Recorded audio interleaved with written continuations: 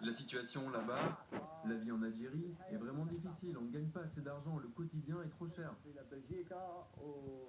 C'est pour ça qu'on va aller en Belgique ou en France, pour y chercher du boulot, pour y travailler. Nous avons quelques sous, un peu d'argent pour acheter de quoi manger. Nous ne sommes pas des voleurs, non. Ça fait maintenant 2 heures qu'on marche et on va continuer à pied jusqu'à Alexandroupolis. Et à pied, c'est assez loin. Alexandroupolis est à 80 km au sud. Les Algériens se dirigent vers un pays francophone. Leur ami marocain rêve de l'Allemagne. Les policiers allemands sont juste au coin. Ils se cachent dans une fourgonnette de la police allemande issue de la force européenne Frontex. Cette dernière aide ses collègues grecs à sécuriser la frontière de l'Union européenne. Cette équipe de nuit contrôle un tronçon long de 3 km, puis c'est une équipe bulgare qui prend le relais. Chaque nuit, ces policiers allemands détectent jusqu'à 70 passages illégaux.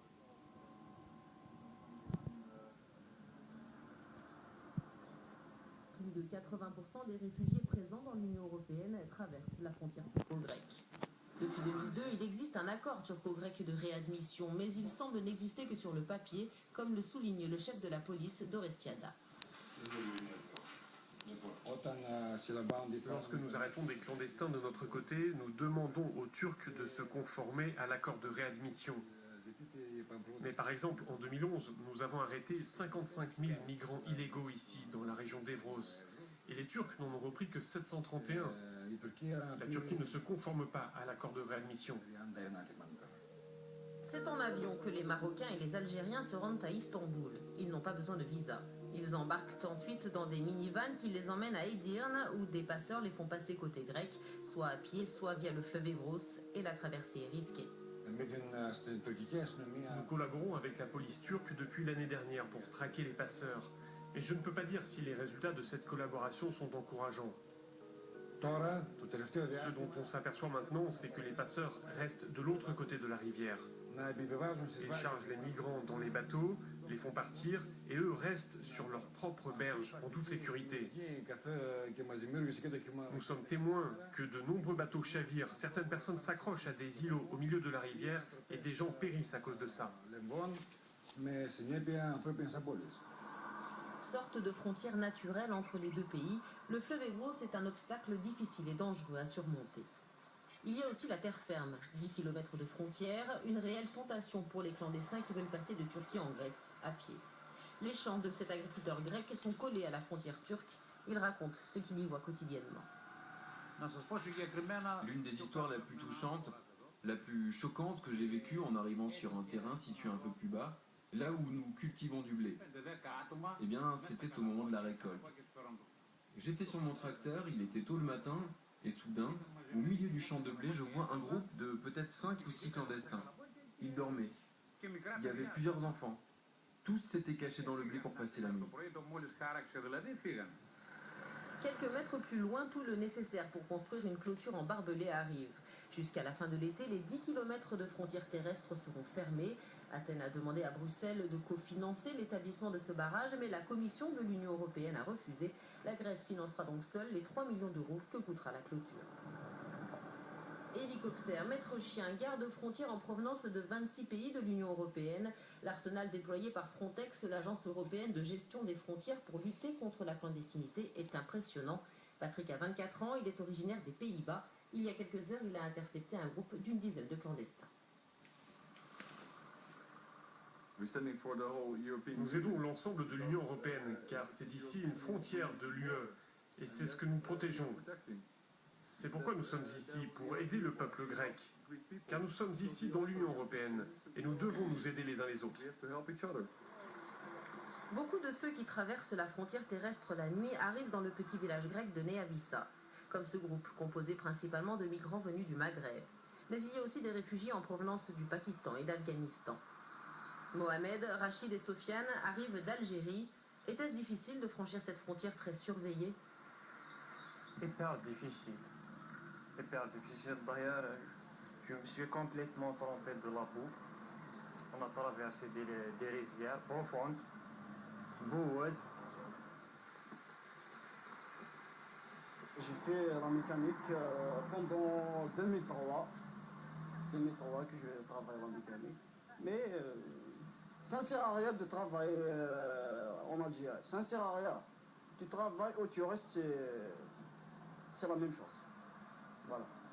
Je viens d'arriver via la Turquie. Regardez dans quel état je suis, mon état de fatigue, mes vêtements.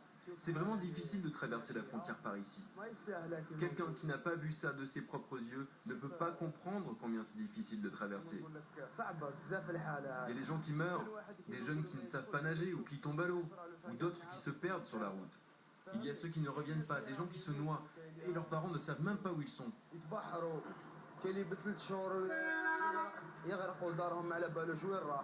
Chrissy travaille depuis plus de 30 ans à Nea Vissa. L'afflux massif de réfugiés a débuté selon elle il y a 7 ans. Le matin, quand elle ouvre sa station-service, ils sont plus d'une cinquantaine à être rassemblés. Souvent, elle leur donne de l'eau et du pain. J'ai vu énormément de victimes suite à des incidents violents, dit-elle. Des gens ensanglantés, battus, des femmes violées. J'ai vu tout cela pendant des années et des années. La chose qui m'a vraiment choquée, c'est cette femme qu'on a violée devant les yeux de son mari. Une fois côté grec, sur le territoire de l'Union européenne, les migrants appellent la police. Ils savent que la Turquie ne les reprendra pas et que la Grèce n'a pas les moyens matériels et financiers pour les renvoyer dans leur pays d'origine. Un bus de la police les emmène à Fylakio, dans le plus grand centre de rétention près de la frontière gréco-bulgare.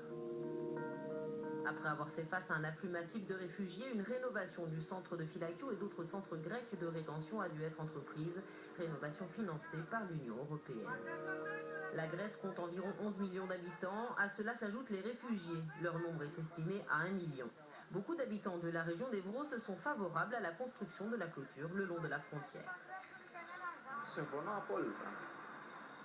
Je suis complètement d'accord avec la construction de cette clôture pour empêcher les clandestins de passer, car ils ne doivent pas venir dans notre pays illégalement. Il n'est pas juste qu'ils prennent nos emplois ou qu'ils nous fassent mal économiquement parlant ou autrement.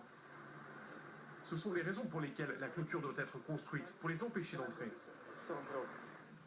Après que la police a pris leurs empreintes digitales et les a enregistrées, l'écrasante majorité des clandestins sont libérés. Ils obtiennent un papier les invitant à quitter le territoire grec et européen dans les 30 jours. C'est tout. À l'extérieur du camp, la compagnie de bus Ktel vend des billets pour Athènes. La capitale grecque est située à 1000 km au sud. Le prix pour un voyage de nuit est passé de 60 € l'an dernier à 70 € aujourd'hui. Le bus arrivera à 5 h du matin à Athènes. Certains des migrants essayeront alors de rejoindre l'Italie, la France, la Belgique ou l'Allemagne. D'autres resteront coincés en Grèce. Et d'autres encore n'auront même pas le choix. Le voyage leur aura été fatal.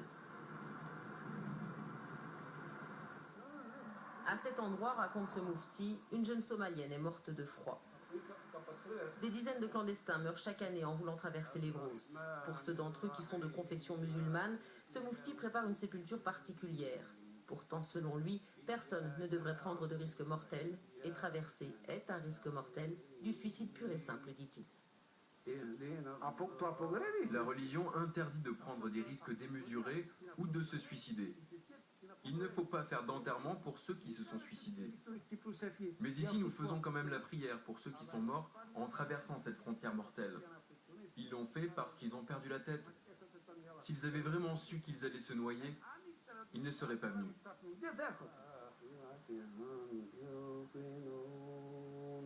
إياك نعبد وإياك نستعين